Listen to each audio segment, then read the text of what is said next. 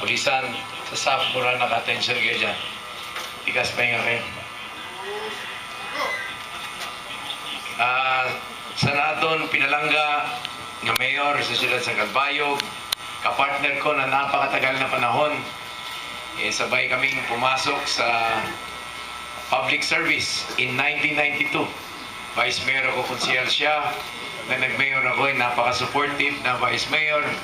At ang maganda ng ika nga, magkasama kayo, nasisiguro yung continuity ng development ng lugar.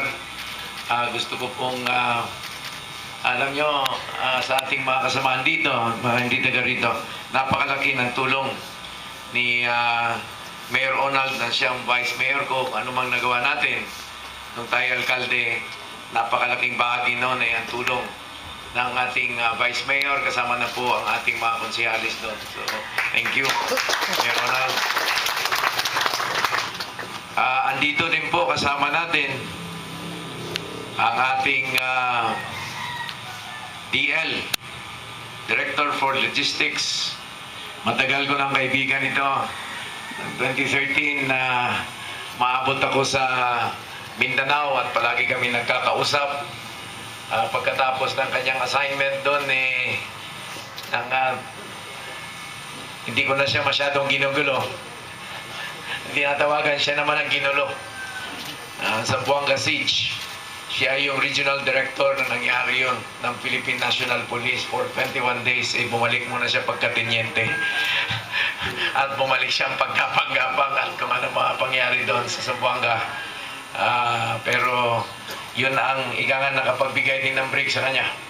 In a way, dahil after Zamboanga Siege, he was given another star. And then the logistics na napakalaki ng tulong niya sa atin. Sa kanyang mista, ang ating pong RD, kay Police Chief, so pwede bang baguhin natin?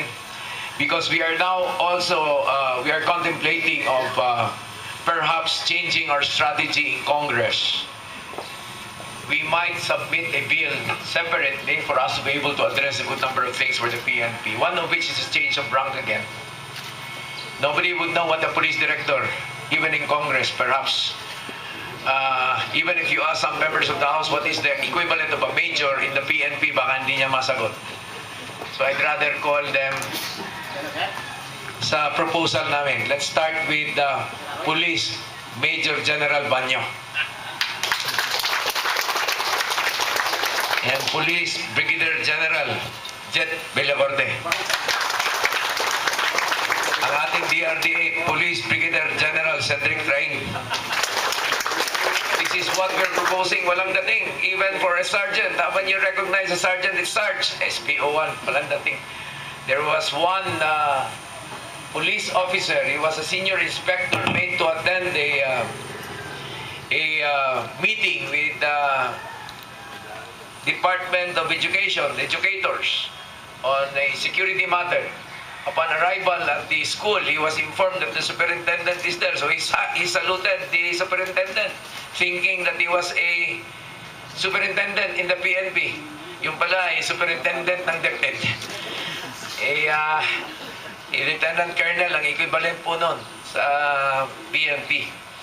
Sa ating pong of course sa aking pinsan, si Reverend Monsignor Francisco June 5, ang ating PD kay Romel Cabagnot. Isipin nyo, PD, pwedeng tinatanong paminsan sa DILG, sir, anong PD, sir? PNP or DILG, sir? Kaya nakakalito-lito na tuloy tayo, no? Of course, ang Chief of Police, kay Elmer, na biglagan na kumanta kay Letter PD na. Sa PMA, Villacorte, Banyo, Villacorte, magkasunod. Pero ito naman, Vergara rin, Pilido. Ayaw mong palugi, Letter B din, Pilido mo. Ang ating pong mga konsehalis, bigyan po natin na malakas sa palagpakan. Alam mo, kaya nang sinabi ko, hindi magiging effective ang isang mayor kung wala pong konseho dyan. Sa ating mga kasamahan sa public service, mga taga-DILG family, our friends from the media, May mga estudyante ata rito. Sa lahat ng ating tropa, magandang umaga sa inyong lahat.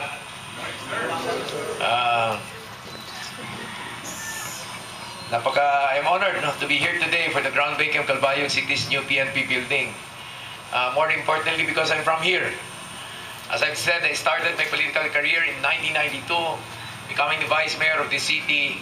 On that year, that was the very first year the local government code was implemented, and in 2001 became the mayor of the city.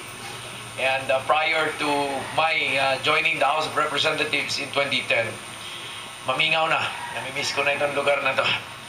Kaya boy, napakaswerte ng lugar ng PNP rito, katabi Fishport eh. Kaya, kaya nakan sipod ang kakainin natin mamaya. Talagang napakaswerte. But allow me to somewhat report to you some of the things that we're doing now. Starting off probably with SAF. We recently sat down with the President for the 4-year enhancement capability of the Special Action Force. We had a very fruitful meeting. We somewhat have been able to also redefine the role of SAF, looking at the new challenge that the world is currently facing, that of terrorism. Very recently, there was that incident in France, incident in Jakarta, but we saw how our counterpart in Jakarta were able to respond swiftly right after that terrorist attack. We're looking forward. We are now going to, there is this right-sizing of the SAF for them to be able to, for us to be able to come up with an ideal elite unit for the Philippine National Police. And right after a long deliberation and looking at the wish list of the SAF, the Special Action Force, supposed to be a 4-year program because of the budgetary requirement involved. So after redefining the role of SAF and looking at the hardware that we're supposed to provide them, likewise, the further development of the humanware for us to be able to provide them constant simulation of things and for them to undergo training regularly, right after defining gandang blessing ito sa atin. The role of SAF, the President told us, why do you have to wait for 4 years? Si DPWH nagsauli pa lang ng savings sa bidding. They were DPWH dahil sa daang matuwid, dahil sa bidding na tama ay nakapagsauli ng 38 billion pesos. So sabi ni Presidente, why do you have to wait for 4 years? Charge it to the savings of DPWH. So we now have the money. Instead of 4 years, the fund has already been approved. We submitted a request and has already been approved by the President for funding. So ayaw na natin yung naghihiraman kayo ng gamit. Nagdagdag kasi tayo ng ilang batalyon. Imbis ngayon is, you talk about SAS for example. SAS has 285 members. Elite na elite yun. Talagang napakaganda ng training. So naisip-isip natin to right size 1 battalion in Luzon, 1 battalion in the Visayas, 1 battalion in Mindanao. There's going a rapid deployment battalion in the National Capital Region. There's a 4 service battalion, of course, and 1 reserve battalion just in case 1 battalion is undergoing retraining. Pero ngayon po, wala nang hiraman. Galing sa rope, lahat-lahat yan. Lahat pinalista natin para walang hiraman. Kumpleto lahat from NBG and all the things that you need has already been approved for the enhancement capacity of the SAF. At bawat area, magkakaroon sila ng training center. Hindi lang tayo sa Santa Rosa or nakafocus tayo sa Quezon. Isa sa Luzon, isa sa Visayas, isa sa Mindanao, meron tayo sa National Capital Region para maya-maya practice and practice. Dahil napaka-importante nun sa isang elite unit na palagi nating nagagawa yun. So that has already been approved by the President, and I requested Yusek Enrile of the DILG to closely monitor so that we're able to go to the procurement process right away, no? For us to be able to procure those equipments. Kasi ngayon, naghihiraman pa paminsan daw ng gamit eh. Ayaw na natin yun. No? Talagang makita natin napaka-importante ng gamit. Napakarami pong insidente ngayon na kung saan ang patroller po natin nakipag-engage. Santa Cruz, Inabotas, sunod-sunod, in Taytay. Bakit? Alam ng pulis natin, puputok yung baril niya dahil sa Glock 17 na yung baril natin. Pero nung araw daw, ito sa akin, nagkalangan ng pulis, di bola ang baril Ang iba daw, nahulog pa yung bola. Kaya naman, kwento nga ni Jalban yung first service firearm niya, police service. Police positive niya, hindi raw pwedeng pumutok pataas. Pababa lang. Kaya sabi niya, yung tinyente siya, kailangan mo pa pala pakisapan ng kriminal dito, pwede bang pumaba ka lang kasi hindi ito puputok pataas para level lang tayo. Ganun po yung klase nung araw. At ngayon, pinag-usapan namin, I think we have to sit down with the procurement service of the BM. Meron na rin tayong additional na pera doon. We're going to procure new rifles para sa PNP. Dahil yung mga M16 po natin, puro na yan mga lolo na. So papalitan na ito, M4 na pong bibilin natin. At nag-offer, marami nag-offer sa atin ngayon. But of course, procurement service is going to buy that for us. We are going to strengthen our PSB, by the way. Papalakasin natin ang RPSB. And I've already suggested to the leadership, General Marquez, that we might be able to utilize some of our staff members to help train, capacitate our RPSBs. I-develop natin sila. I-develop natin. So, we might have to file another bill to perhaps change the requirement for one to be able to join the police service. Ay pag-usapan natin sa mga araw yun. Pero kasama yan, papalakasin din natin yung RPSB. Sabi ko nga, as chair of the Multi-Sector Advisory Board of the Army, in 2010, I started helping the armed forces. Ngayon na nasa DILG ako, ayaw ko namang maiwan ang PNP. Kasi tinulungan ko yung armed forces.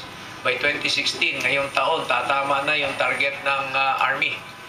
6.5 billion pesos for procure force protection. Lahat ng tropa sa field, may Kevlar helmet, Kevlar vest, kompleto. So sabi ko, paglipat ko dito sa DILG, PNP lang kasama ko, nainggit ako. So kailangan, hindi tayo magpalugi po So lahat ng tropa natin, we will provide them with, nag-umpisa tayo ngayon, hindi lang po yung RPSB, but yung mga patroller natin nagre-respond din ng tawag galing sa urban area. Ibig sabihin, pag tinawag na may gulo, I want our patrollers to wear a vest in responding dahil pag gulo yun, I want our police officers to be protected. So, kasama na ngayon, mag-procure na tayo din sa urban area, kahit level 2 sa urban area. Pero doon sa field naman, iba naman ang requirement pag RPSB, lalo na sa ibang requirement dyan. So, sidearm, kumpleto po tayo dyan. Kahapon, kasama ko si Gerald Jonah.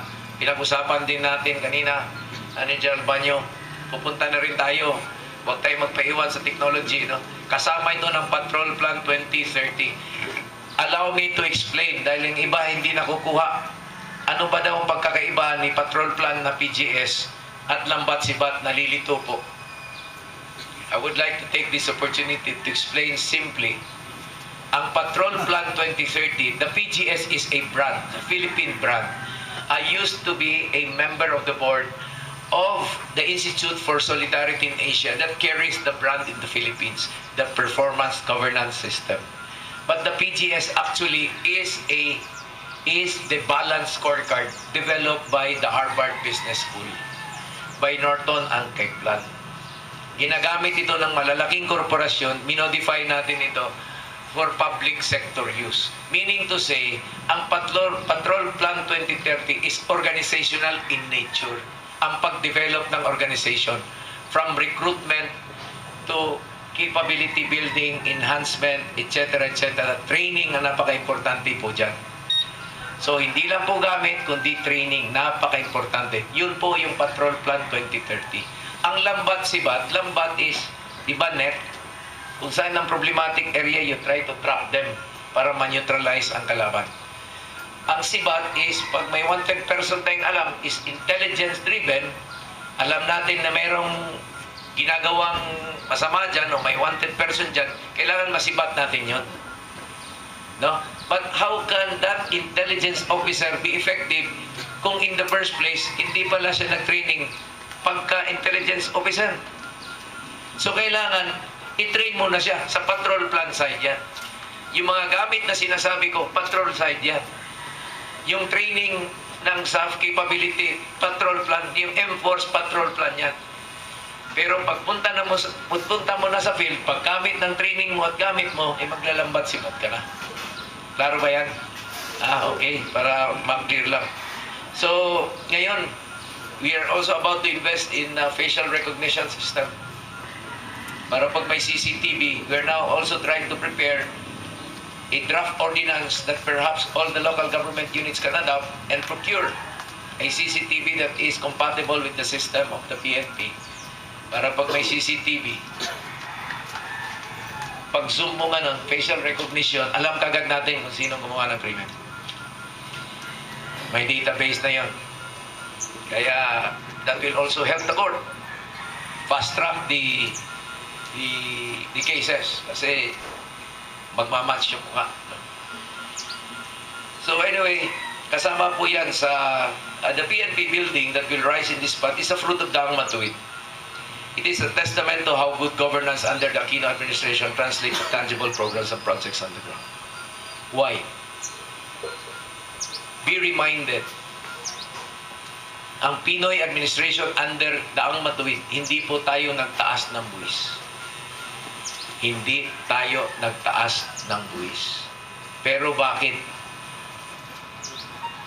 Without passing a new tax law except for that of the sin tax na napunta sa health. Bakit in 2010 ang infrastructure budget natin ay 165 billion lang? Ngayon nasa 750 billion na. Hindi tayo nagtaas ng buwis. Pero government is able to provide that funding already today. Bakit nung araw ang kayang punduhan sa 4-piece 800,000 families lang? Ngayon 4.4 million families. Bakit sa PhilHealth nung araw pinapakontribute pa ako ng mayor, 50-50 daw kami ng PhilHealth? Bakit ngayon sinalo na lahat? Ang taas na ng coverage, ilang milyon nang kinover. Bakit nung araw ng mayor ako, 6,000 to 8,000 classrooms a year lang ang pwedeng gawin for the 42,000 barangays in the Philippines? How come today, we're able to allocate funding for 35,000 classrooms a year? Bakit nung araw, 9,000 items lang ang pwedeng may bigay para sa teacher? Ngayon, last year, 39,600. Today, this year, 60,000 items available without raising new taxes. Magtataka kayo. Kaya nang bahala mag-isip. Epekto po yan ng Daang Matuwid. Good governance, balik sa English. Talagang napakalaki ng diferensya. At bakit nung araw, hihingi ako ng patrol car, ang sagot sa akin, Mayor, ikaw ang chairman ng Peace and Order Council, ikaw na lang pong pumili ng patrol car. Bakit ngayon, lahat ng bayan, nabibigyan ng patrol car? Lahat na ng bayan. By March, mga syudad, tag-isa bawat syudad muna, pero siyempre taga-Calbayog tayo eh. Sabi ko, Dyan Banyag, boy, mag-reserve ka na ng 5 dyan para sa Calbayog. Kaya, salamat din sa Dyan Banyag. There's,